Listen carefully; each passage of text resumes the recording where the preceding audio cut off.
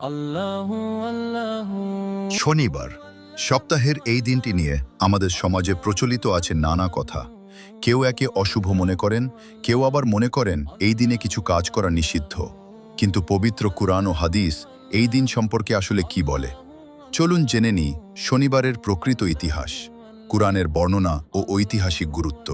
পবিত্র কুরআনে শনিবার বা আস-সাবতের কথা বিশেষভাবে উল্লেখ করা হয়েছে।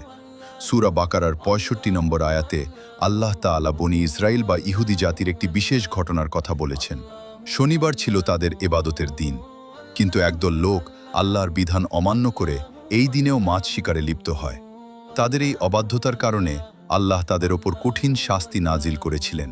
অর্থাৎ শনিবার নিজে কোনো অশুভ দিন নয়, বরং আল্লাহর হুকুম অমান্য করাই ছিল শাস্তির মূল কারণ।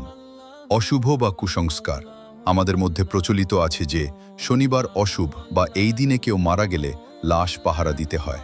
মনে রাখবেন, ইসলামে কোনো দিন বা ক্ষণকে অশুভ মনে করা সম্পূর্ণ নিষিদ্ধ এবং এটি একটি কুসংস্কার।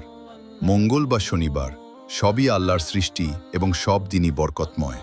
রোজা রাখার বিধান রাসূলুল্লাহ সাল্লাল্লাহু আলাইহি ওয়াসাল্লামের হাদিস থেকে জানা যায়, অন্য দিনের রোজা মিলিয়ে না রেখে শুধু শনিবারকে নির্দিষ্ট করে নফল রোজা রাখা থেকে বিরত থাকতে বলা হয়েছে, তবে ফরজ রোজা বা অন্য কোনো বিশেষ রোজায়ের অন্তর্ভুক্ত নয়।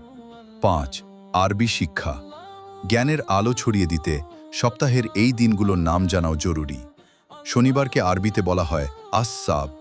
আল্লাহ এই দিনটি ইহুদিদের এবাদতের জন্য নির্ধারণ করেছিলেন, আর আমাদের মুসলিম উম্মার জন্য দিয়েছেন শ্রেষ্ঠ দিন জুমুয়াবার। সমাপ্তি। শনিবার হোক বা অন্য কোনো দিন, মুমিনের প্রতিটি মুহূর্ত হওয়া উচিত আল্লাহর স্মরণে। তাই কুসংস্কারে কান না দিয়ে সুন্নাহর আলোতে জীবন গড়ি।